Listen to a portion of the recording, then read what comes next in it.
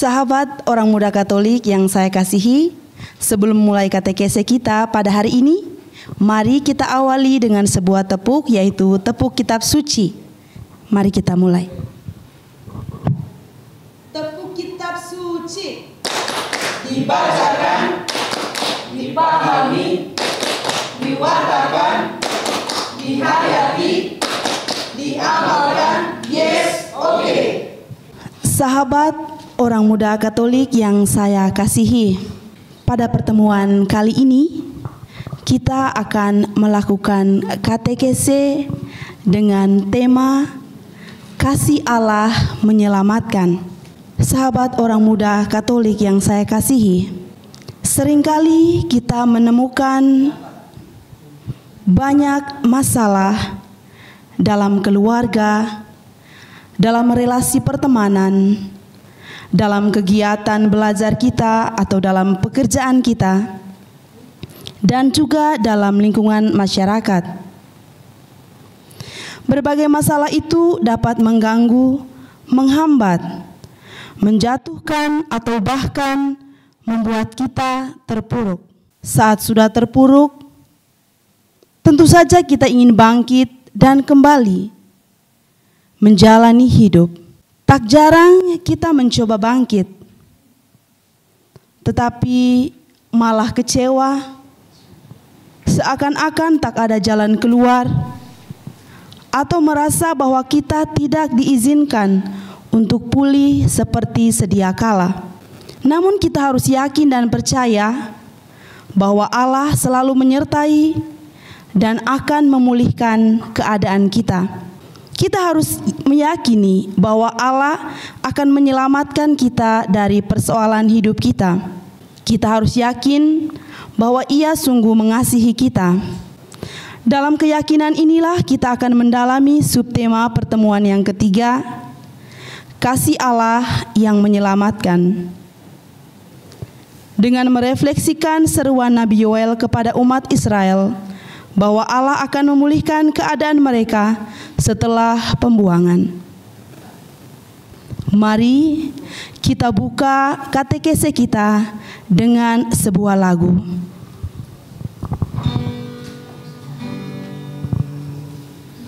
Banyak perkara yang tak dapat ku mengerti. Mengapakah harus terjadi di dalam kehidupan ini? Satu perkara yang ku simpan dalam hati, tiada satu pun yang terjadi tanpa Allah peduli.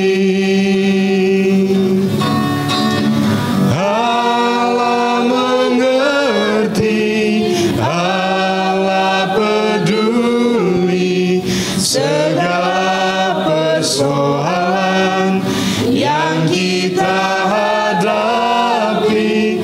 Takkan pernah dibiarkannya ku bergumul sendiri, sebab Allah pengerti.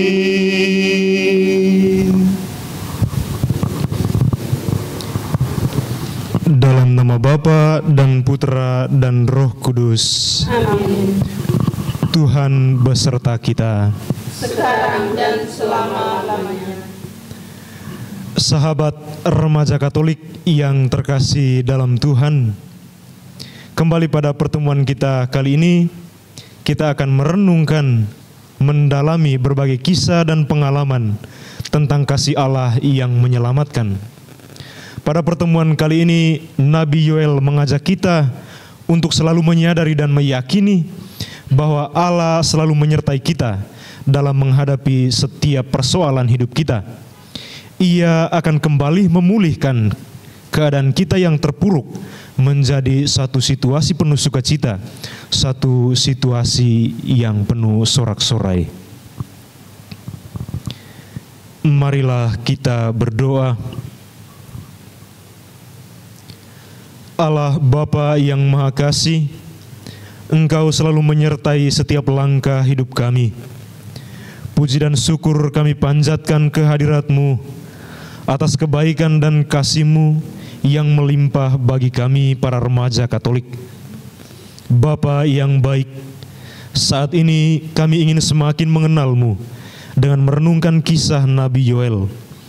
Kami mohon bimbingan Roh Kudus untuk menerangi hati kami, sehingga melalui inspirasi Nabi Yoel, kami semakin menyadari kasih-Mu yang menyelamatkan dalam situasi hidup kami yang terpuruk. Dengan pengantaran Kristus Tuhan kami, yang hidup dan berkuasa bersama Dikau dan Roh Kudus, kini dan sepanjang segala masa.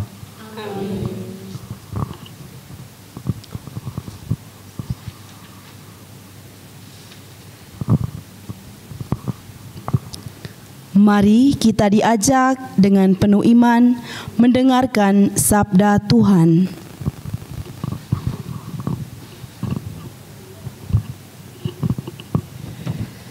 Janji Tuhan kepada bangsa yang bertobat. Bacaan dari nubuat Nabi Yoel.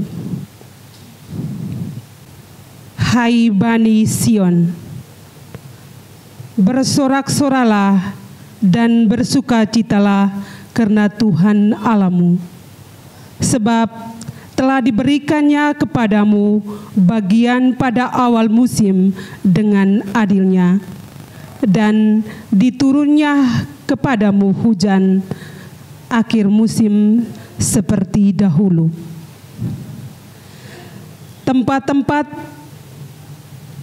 pengirikan menjadi penuh dengan gandum, dan tempat pemerasan kelimpahan anggur dan minyak.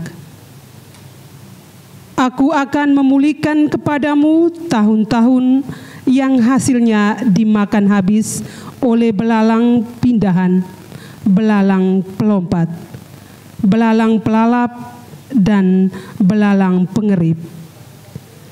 Tentaraku yang besar yang kukirim ke antara kamu. Maka kamu akan makan banyak-banyak dan menjadi kenyang, dan kamu akan memuji-muji nama Tuhan Allahmu yang telah memperlakukan kamu dengan ajaib. Dan umatku tidak akan menjadi malu untuk kamu akan mengetahui bahwa aku ini ada di antara orang Israel, dan bahwa aku ini Tuhan Allahmu dan tidak ada yang lain. Dan umatku tidak akan menjadi malu untuk selama-lamanya. Demikianlah sabda Tuhan. Sahabat orang muda Katolik yang saya kasihi, agar kita lebih memahami firman Tuhan ini, kita diajak kembali untuk membacanya ayat per ayat. Hai Bani Sion, bersorak-soraklah dan bersukacitalah karena Tuhan Allahmu, sebab telah diberikannya kepadamu hujan pada awal musim dengan adilnya, dan diturunkannya kepadamu hujan pada awal dan hujan pada akhir musim seperti dahulu. Tempat-tempat pengirikan menjadi penuh dengan gandum, dan tempat pemerasan kelimpahan anggur dan minyak. Aku akan memulihkan kepadamu tahun-tahun yang hasilnya dimakan habis oleh belalang pindahan, belalang pelompat, belalang pelahap, dan belalang pengerip. Tentaraku yang besar yang kukirim ke antara kamu. Maka kamu akan makan banyak-banyak dan menjadi kenyang. Dan kamu akan memuji nama Tuhan Allahmu yang telah memperlakukan kamu dengan ajaib. Dan umatku tidak akan menjadi malu lagi untuk selama-lamanya.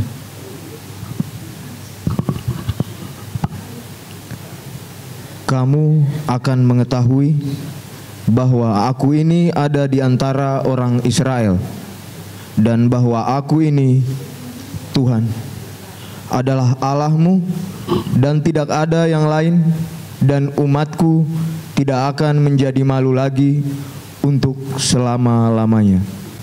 Setelah membaca dan mendengarkan firman Tuhan, ada di antara kita sahabat orang muda Katolik yang ingin bertanya. Silakan. Baik, terima kasih. Dalam bacaan yang telah kita dengarkan bahwa Nabi Yoel yang kita ketahui bersama yaitu Tuhan sendiri yang artinya Yahweh. Di sini Tuhan Yesus mengajak umat Israel untuk bersorak dan bersorailah dan bersukacita. Ini seperti suatu ajakan. Pertanyaan saya adalah, apa alasan Nabi Yoel mengajak umat Israel? Terima kasih.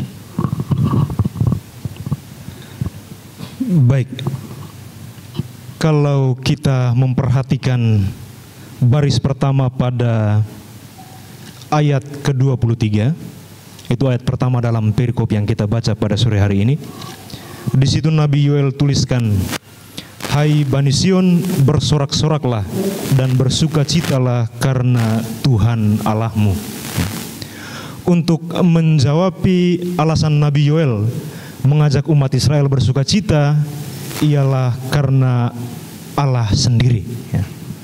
Allah sendiri telah hadir. Ia melakukan segala sesuatu demi kepentingan umatnya. Itu yang perlu kita ketahui. Allah telah hadir dan melakukan segala sesuatu terutama demi kepentingan umatnya. Tuhan Allah akan datang untuk menyelamatkan umatnya. Nah, keselamatan mesti kita pahami sebagai satu proses pemulihan. Dan kalau kita berbicara mengenai proses pemulihan, kita mesti memikirkan ada sesuatu yang rusak, ada sesuatu yang mesti diatasi. Karena memulihkan itu selalu mengandung arti mengganti rugi atau mengubah apa yang telah rusak menjadi lebih baik. Kurang lebih seperti itu.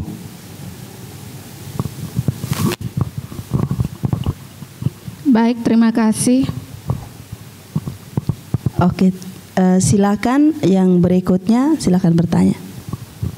Baik, terima kasih. Kita bisa melihat pada ayat 24 pada kitab Nabi Yoel.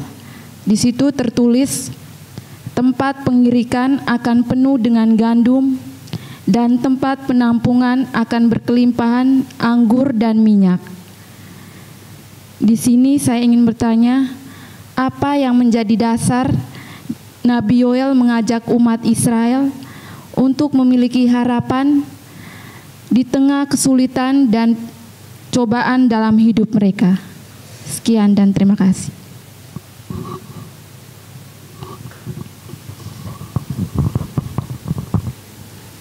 Jadi saya langsung jawab juga ini. Kalau kita mau melihat dasar kenapa Nabi Yoel mengajak umat Israel untuk selalu memiliki harapan di tengah kesulitan dan persoalan hidup mereka, kita mesti mulai dari ayat 23 setelah ajakan untuk bersukacita. Kalau kita mau melihat bersama di situ, sebab telah diberikannya kepadamu hujan pada awal musim dengan adilnya, dan diturunkannya kepadamu hujan pada awal dan hujan pada akhir musim seperti dahulu. Dan selanjutnya di ayat 24 dia katakan, tempat-tempat pengirikan menjadi penuh dengan gandum dan tempat pemerasan berkelimpahan anggur dan minyak. Memang kadang perlu kita sadari sama-sama bahwa Di tengah kesulitan kita seringkali menginginkan satu hidup yang lain, ya. Kita seringkali merindukan satu hidup yang lebih baru, dalam artian hidup yang tidak mengalami kesulitan. Tetapi kita mau cari di mana hidup yang tidak mengalami kesulitan, ya kan? Tetapi Nabi Yoel dalam perikop yang sudah kita bacakan ini, dia mengajak umat untuk bersyukur atas kehidupan yang kita miliki, ya. Untuk bersyukur atas apa yang sudah kita peroleh sampai pada saat ini, ya. Mengapa demikian? Hal ini terjadi dengan alasan bahwa kehidupan yang kita lalui sekarang itu merupakan kelanjutan dari masa lampau di mana Tuhan hadir untuk menyelamatkan. Nah, melihat karya Tuhan masa lampau yang membantu umat, maka ini menjadi pegangan bagi kita, dan tentu saja waktu itu dalam konteks Nabi Yoel bagi umat Israel, ya, untuk membantu mereka selalu memiliki harapan dalam hidup mereka. Harapan itu terungkap dalam sebuah keyakinan bahwa Tuhan akan mengirimkan hujan, Ia akan membalikan kekeringan dan memberkati umatnya dengan kemakmuran berupa melimpahnya hasil gandum, anggur, dan minyak. Ini masih ada kaitannya dengan pemulihan seperti yang ditanyakan pada pertanyaan pertama tadi, yang saya katakan bahwa keselamatan itu ada kaitan dengan memulihkan. Ada situasi yang melatar belakangi dasar Nabi Yoel mengajak umat Israel untuk memiliki harapan, yakni mereka mengalami masa pembuangan, mereka mengalami masa kehancuran. Oleh karena itu, mereka mesti terus berharap bahwa Tuhan akan terus menyertai mereka, akan mengubah hidup mereka. Dalam bahasa Nabi Yoel, Ia akan mengirimkan hujan dan akan membalikan kekeringan dan memberkati umatnya dengan kemakmuran berupa hasil gandum, anggur, dan minyak. Kurang lebih seperti itu. Terima kasih, Frater. Mungkin ada yang masih mau bertanya, silakan. Ada? Apa janji Allah kepada umat Israel ketika mereka berada dalam situasi sulit dan susah karena serbuan tentara?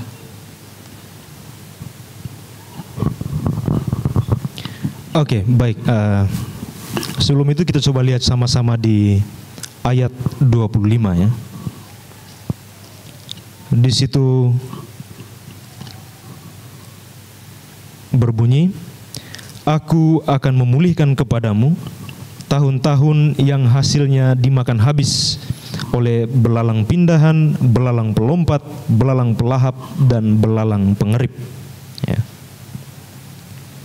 Jadi janji Allah kepada umat Israel yang dibawakan oleh Nabi Yoel adalah sebuah janji pemulihan. Ya. Allah berjanji akan memulihkan keadaan umat Israel. Seperti yang sudah saya katakan tadi, situasi yang melatari pengalaman hidup orang Israel adalah situasi pembuangan, di mana mereka telah dihancurkan oleh tentara Babel. Entah bangunan mereka, rumah-rumah mereka, bahkan juga para penduduknya, penduduk Yerusalem. Maka dengan bersabda, Aku akan memulihkan kepadamu, Allah mau mengatakan bahwa Ia akan memberikan kelimpahan berkat, ya, sebagai ganti kehancuran, sebagai ganti penderitaan. Allah menjanjikan tanah air mereka akan diperbaharui, ya. Allah akan menjanjikan kehidupan mereka akan lebih bahagia. Pemulihan yang dilakukan Allah itu ternyata jauh lebih besar daripada penderitaan yang telah mereka alami, bahkan berkali-kali lipat besarnya daripada segala penderitaan dan kesulitan yang sudah mereka alami. Ya, kurang lebih itu janji Allah yang dibawakan oleh Nabi Yoel kepada umat Israel. Kesempatan terakhir bagi orang muda yang ingin bertanya. Baik, terima kasih. Di sini Nabi Yoel mengatakan, kamu akan makan banyak dan menjadi kenyang, dan kamu akan memuji-muji nama Tuhan Allahmu. Poin yang kedua, umatku tidak akan menjadi malu lagi untuk selama-lamanya. Yang menjadi pertanyaannya, apa alasan Nabi Yoel memuliakan keadaan umat Israel? Terima kasih.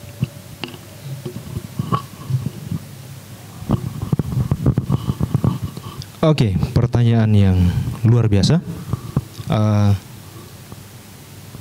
Tujuan dan alasan memulihkan keadaan umat Israel, ya. Kita coba lihat bersama di ayat terakhir, ayat 27.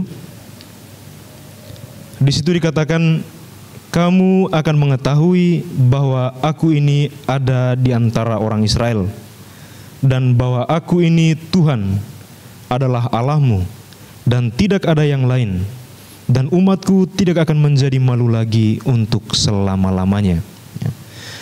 Jadi sahabat remaja Katolik yang terkasih, tujuan pemulihan yang dilakukan Allah yang dibawakan oleh Yoel adalah agar melalui peristiwa pemulihan umat Israel menyadari, umat Israel mengetahui bahwa Allah sesungguhnya hadir dan ada di tengah-tengah mereka, bahwa Ia selalu menyertai mereka yang sedang dalam kesusahan. Kesulitan yang mereka alami itu tidak ada artinya sebab Allah sedang berada di tengah-tengah mereka. Bahkan pemulihan tersebut dilakukan untuk juga serentak menyatakan karakter Tuhan, serentak menyatakan sifat Tuhan, bahwa Ia adalah Allah yang pengasih dan penyayang, bahwa Tuhan adalah Allah yang panjang sabar dan juga berlimpah kasih setia. Kemudian bahwa Allah juga adalah Allah yang memiliki belas kasihan. Karena itulah maka umat Israel harus tahu, dan umat Israel juga harus sadar bahwa memang Allah satu-satunya yang dapat diandalkan. Tidak ada Allah lain selain Dia. Maka konsekuensinya, efek dari pernyataan ini adalah hanya Tuhan sendiri yang layak untuk disembah dan dipuji, bukan pemberiannya atau bukan ciptaannya. Meskipun dalam kehidupan kita sehari-hari, kita tidak jarang melihat bahwa ciptaan-ciptaan Tuhan itu kadang selalu dapat menawarkan kepuasan bagi kita. Tetapi kita mesti melihat ada satu hal yang lebih tinggi daripada ciptaan itu, yakni Dia yang menciptakan, yaitu Allah.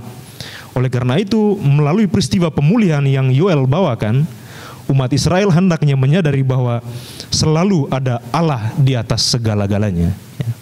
Kurang lebih seperti itu. Baik, terima kasih Frater, juga orang muda Katolik yang dikasihi Tuhan. Pertanyaan-pertanyaan ini sungguh membawa kita untuk lebih memahami alasan, tujuan dari pemulihan keselamatan yang disampaikan dalam firman Tuhan yang kita dengarkan bersama tadi. Dan firman Tuhan seringkali kita alami juga dalam kehidupan kita. Kisah umat Israel yang mengalami keselamatan Allah, kita alami juga dalam kehidupan kita. Pada kesempatan ini saya ingin memberi waktu kepada orang muda. Barangkali dalam kehidupannya ada peristiwa atau pengalaman yang mungkin sesuai dengan kisah umat Israel, atau barangkali mengalami keselamatan Allah dalam kehidupannya. Waktu dan kesempatan saya berikan, mungkin ada yang mau sharing, silakan. Oke, baik, terima kasih Suster atas kesempatan yang diberikan kepada saya. Hari ini saya ingin membagikan pengalaman pribadi saya kepada teman-teman OMK. Mungkin sedikit pengalaman pribadi saya terkait dengan bacaan yang kita dengarkan hari ini. Oke, baik. Pengalaman sedikit saya ketika saya duduk di bangku SMK kelas 1. Pada saat itu kami sedang ujian bersama, ada guru yang memberikan ujian. Pada saat itu kami saya dan teman-teman kami waktu itu sempat tidak belajar, jadi kami nyontek di Google, begitu ceritanya. Jadi pada saat kami nyontek di Google, kami kedapatan. Jadi tiba-tiba kami punya ibu guru ambil semua HP. Jadi dia sita semua HP. Jadi dia bilang begini, pulang kasih tahu di bapak dan mama hari Senin datang menghadap. Akhirnya saya dan teman-teman mulai gelisah di situ. Aduh, bagaimana sudah ini nih. Jadi di dalam HP itu kami tidak pakai kata sandi. Beberapa teman tuh tidak pakai kata sandi. Otomatis kami mungkin ada gelisah, takut begitu. Jangan sampai ibu baca apa chat di dalam begitu, chat dengan pacar atau apa begitu. Jadi sudah akhirnya saya punya inisiatif dengan teman-teman. Saya bilang begini, bagaimana kalau kita tuh pergi adorasi karena mungkin adorasi satu-satunya jalan toh sahabat. Jadi mereka juga kurang percaya. Benar tidak nih, saya bilang. Pokoknya kita pergi saja. Jadi waktu itu saya juga belum tahu adorasi itu di mana. Jadi akhirnya saya bilang, pokoknya yang adorasi itu orang bilang samping gereja katedral. Pokoknya di situ Akhirnya sudah kami sepakat pulang sekolah jam 1. Kami jalan kaki, beket istilahnya, panas-panas dari sana. Akhirnya sudah pas sampai di perjalanan saya bilang begini, kita sampai di adorasi itu kita punya wujud atau apa hanya satu saja. Pokoknya jangan sampai kita punya orang tua dipanggil menghadap karena ini bahaya sekali. Jadi mereka bilang baik, oke kalau begitu kita punya wujud hanya satu itu. Jadi sesampai kami di depan gereja katedral, kami menemukan tempat adorasi di situ. Ternyata persis samping gereja katedral. Jadi sudah pada saat sampai di tempat adorasi, saya tanya kembali, saya bilang pokoknya kita punya wujud itu hanya itu saja, tidak boleh wujud yang lain-lain. Mereka bilang oke, baik kalau begitu. Jadi pas kami masuk ke dalam, dan itu pertama kali saya adorasi pribadi, itu pertama kali, dan itu pengalaman pertama juga untuk teman-teman. Jadi pas kami selesai adorasi, saya tanya kembali, benar tidak kalian punya wujud yang tadi itu seperti yang saya omong? Mereka bilang, benar, itu sudah kalian punya wujudnya.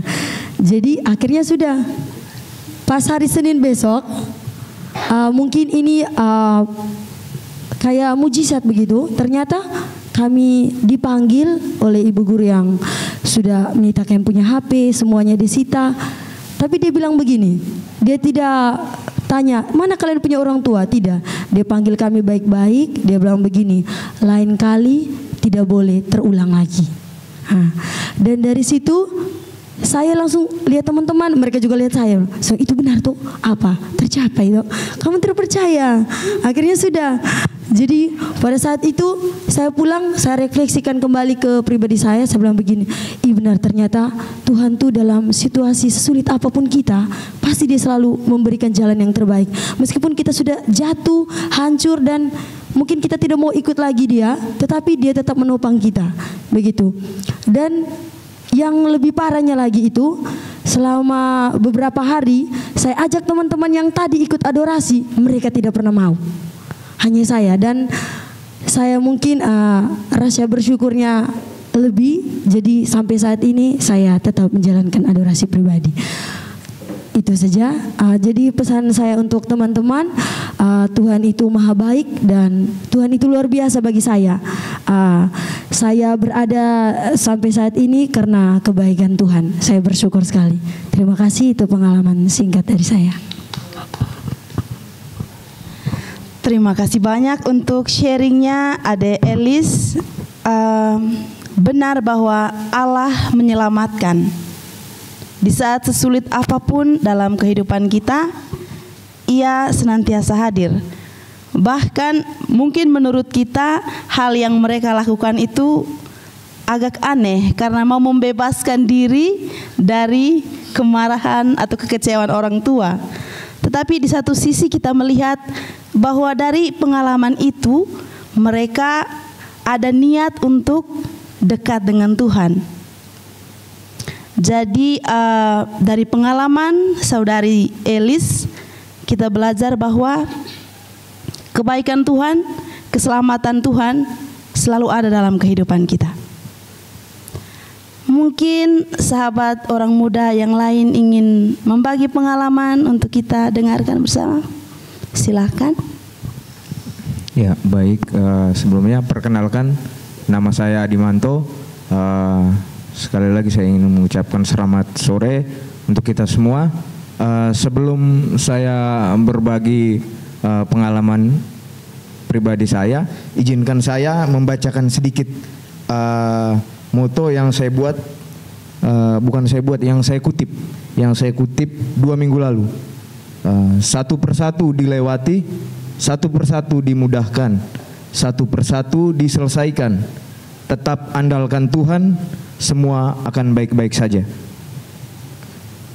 Saya masuk ke sharing pengalaman hidup saya. Saya berasal dari stasi Santo Thomas Morus. Saya anak kedua dari 5 bersaudara. Saya berasal dari keluarga yatim piatu. Bapak saya meninggal di tahun 2021, sedangkan mama meninggal di tahun 2022. Ketika Bapak meninggal, sebelum Bapak meninggal, saya paling rajin untuk berdoa di patung Kristus Raja. Dan ketika detik-detik Bapak tercinta sedang sakaratul maut, saya menyempatkan diri untuk berdoa di sebelah gereja katedral di ruangan adorasi. Tetapi ketika baru saja saya buka pintu, dapat telepon bahwa Bapak sudah meninggal di ruang ICU. Saya begitu hancur. Ketika dalam perjalanan pulang, saya berpikir bahwa Tuhan sudah tidak ada.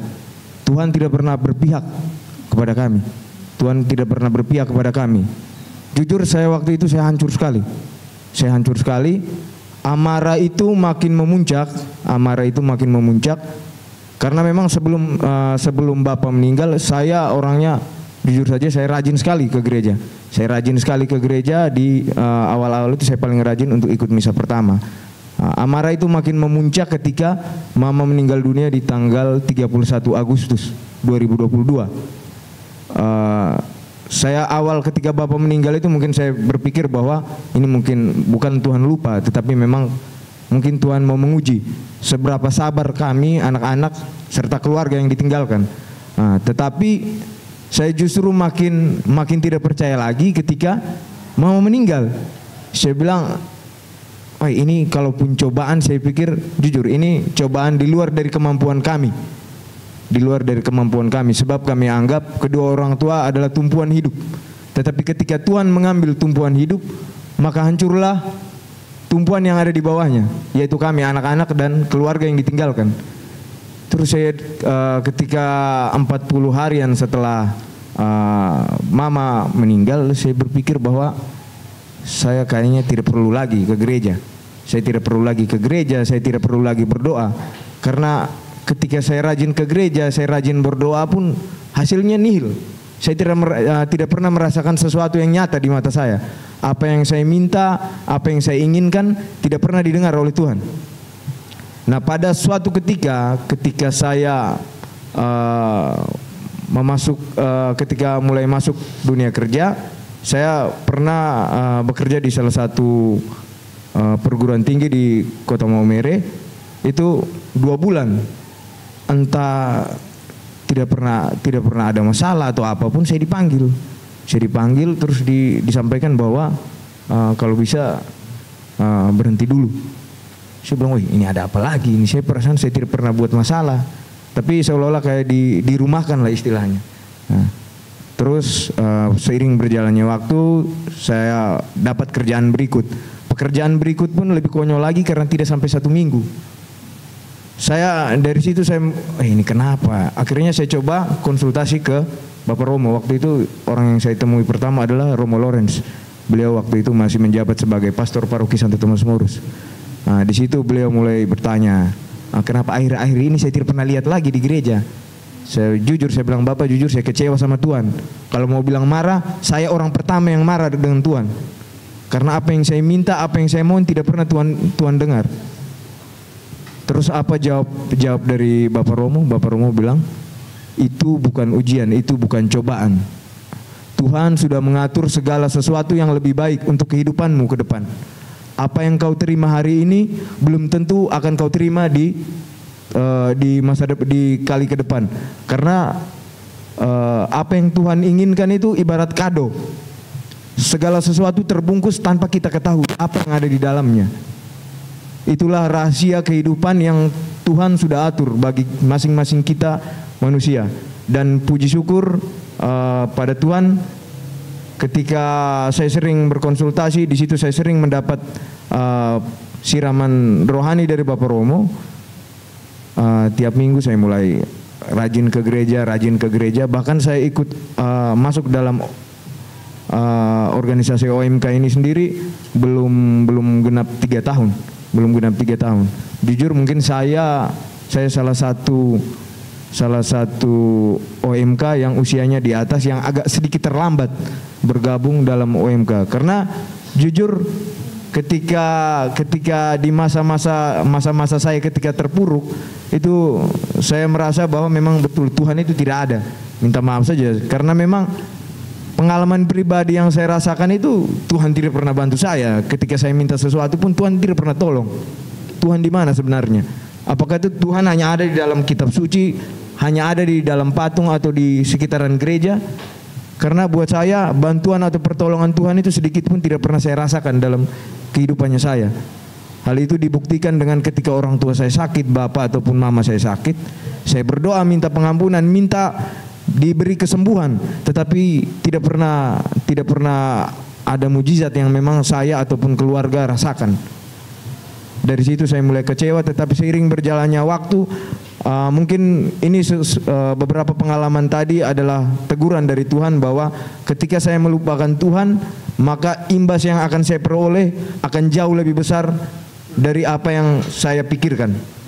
Dan puji Tuhan sekarang ketika kemarin ada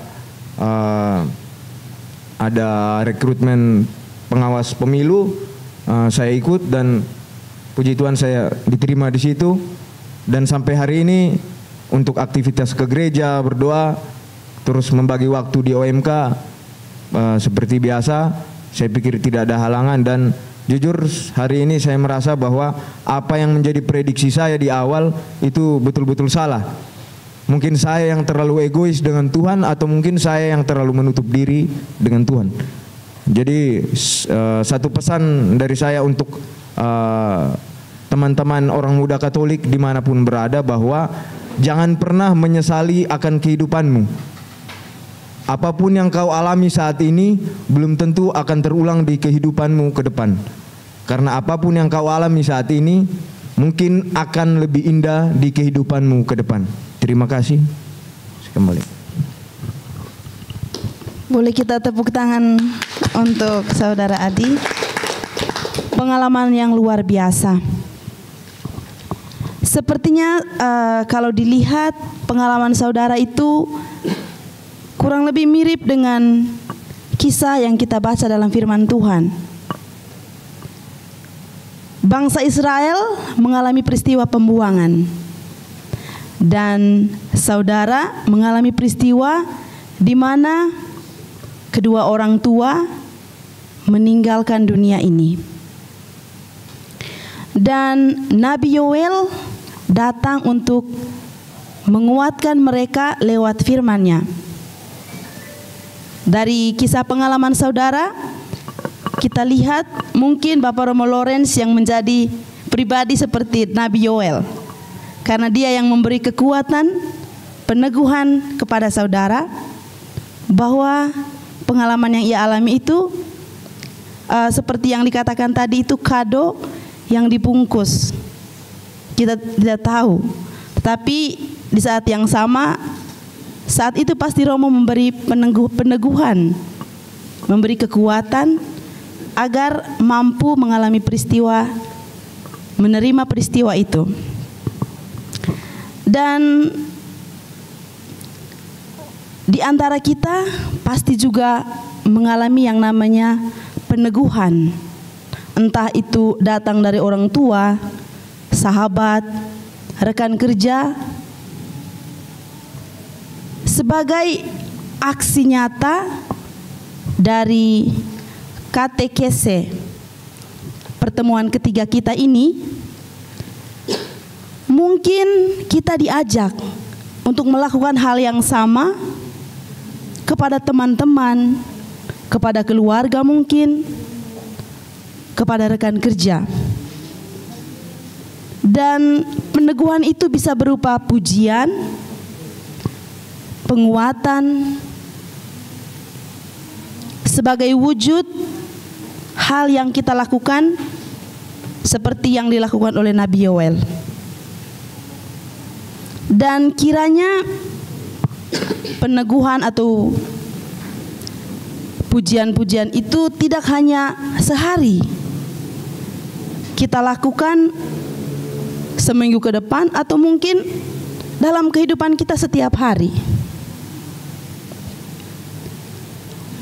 Dalam kesempatan saat ini mungkin saya meminta sahabat orang muda menyampaikan satu peneguhan atau pujian, mungkin kepada sesama kita di tempat ini atau kepada teman-teman yang lain. Silakan.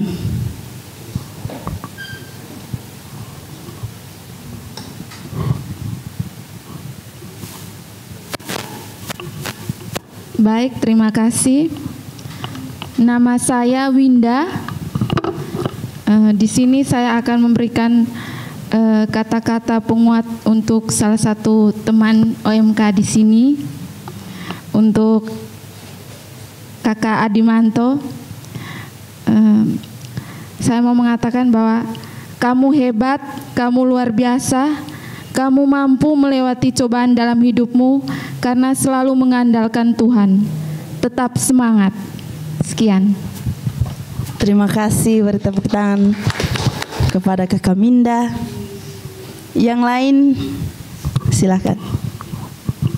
Oke, baik, terima kasih. Di sini saya merasa keselamatan bagi saya itu adalah melalui seseorang, yaitu namanya Kakak Nane. Itu salah satu anggota DPP Paroki Santo Thomas Morus. Kakak Nane itu adalah seperti Tuhan. Dia selalu menyelamatkan saya di saat saya menderita. Pokoknya Kakak Nane itu adalah Wonder Woman is my life. Terima kasih. Terima kasih, beri tepuk tangan mungkin untuk Kakak Agus. Yang lain? Oke, baik, ini kata-kata pujian untuk teman-teman OMK di seluruh dunia. Kalau bisa, pujiannya adalah, kamu adalah ciptaan Tuhan yang paling sempurna. Kamu cantik ataupun ganteng menurut versi dirimu sendiri. Kamu berhak bahagia atas apa yang Tuhan berikan kepadamu. Semangat berjuang di dalam hidupmu dan tetap andalkan Tuhan. Terima kasih. Tepuk tangan, sungguh pujian yang luar biasa. Selanjutnya mungkin ada lagi, silakan. Ini berupa kalimat pujian. Hari ini kamu cantik, jangan lupa senyum. Sederhana tapi luar biasa. Selanjutnya silakan. Kalimat ini saya tujukan untuk adik-adik, saudara-saudari saya yang ada di panti, saudara-saudari saya yang para kaum difabel. Tuhan belum selesai dalam hidupmu. Masih banyak rencana besar yang Tuhan ingin berikan ke dalam hidupmu. Jangan menyerah, saudara. Tuhan Yesus memberkati. Amin. Terima kasih banyak. Sudah selesai? Oke. Baik.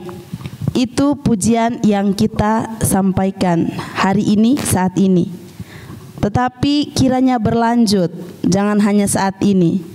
Dan kalau bisa kita menulis reaksi dari pribadi-pribadi yang kita beri peneguhan, beri pujian.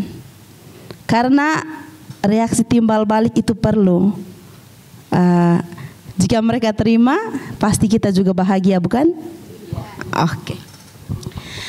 Baik sahabat orang muda yang dikasihi Tuhan, kita telah membaca, mendengarkan, juga merenungkan firman Tuhan, dan juga kita telah berbagi bersama pengalaman hidup kita yang sesuai dengan firman Tuhan yang kita dengarkan. Sebagai tanggapan dari firman Tuhan itu, kita diajak untuk mendaraskan doa permohonan.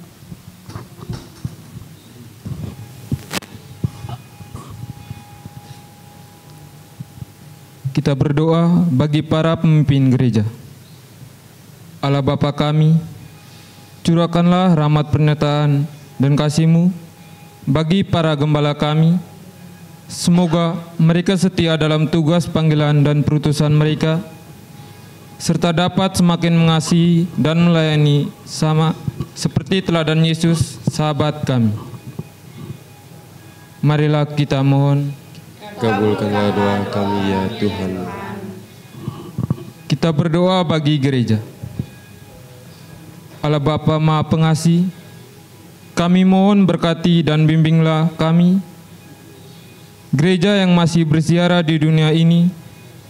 Teguhkanlah kami dalam iman, harapan dan kasih, sehingga kami tidak hanya mengandalkan kekuatan sendiri dalam menjalani hari-hari kami, tetapi terus mengandalkan kasih-Mu.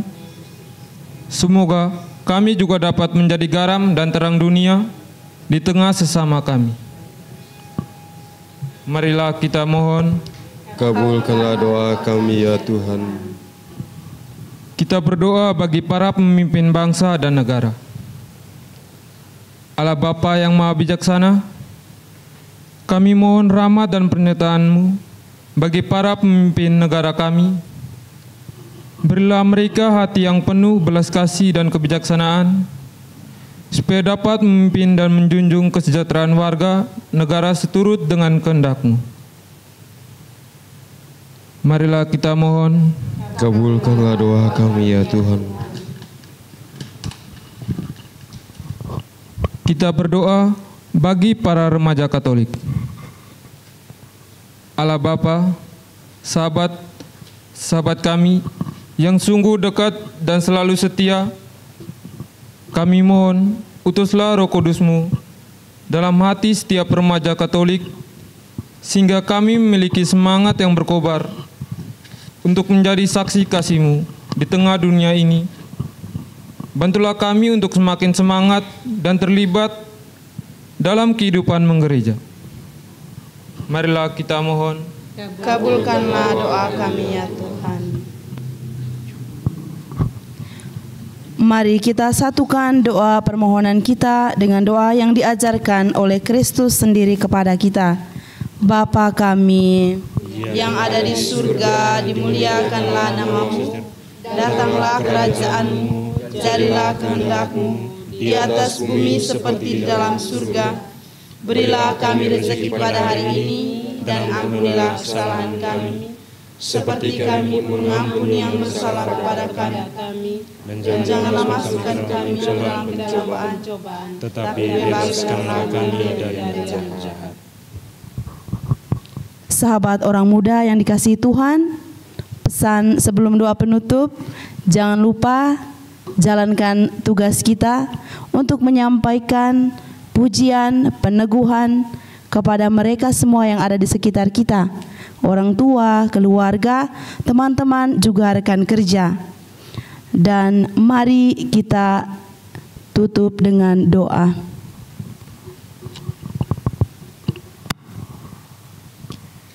Marilah kita berdoa. Bapa yang selalu mengasihi kami, terima kasih untuk inspirasi dan kesadaran baru yang kami terima hari ini.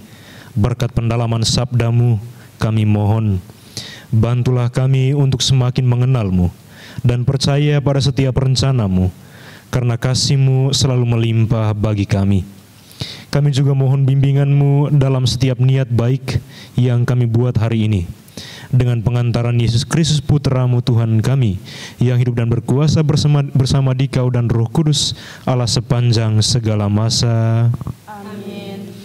Para sahabat remaja Katolik yang terkasih, dengan ini pertemuan kita pada hari ini telah selesai. Mari kita tutup dengan lagu.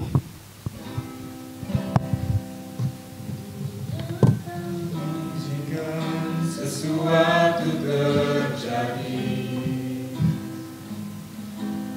aku percaya semua untuk kebaikanmu. Bila nanti telah tiba waktumu, ku percaya kuasa-Mu memulihkan hidupku. Waktu Tuhan pasti yang terbaik, walau kadang tak mudah dimengerti. Lewati cobaan, ku tetap percaya waktu Tuhan pasti yang terbaik. Waktu Tuhan pasti yang terbaik, walau kadang tak mudah dimengerti. Lewati cobaan, ku tetap percaya waktu Tuhan pasti yang terbaik.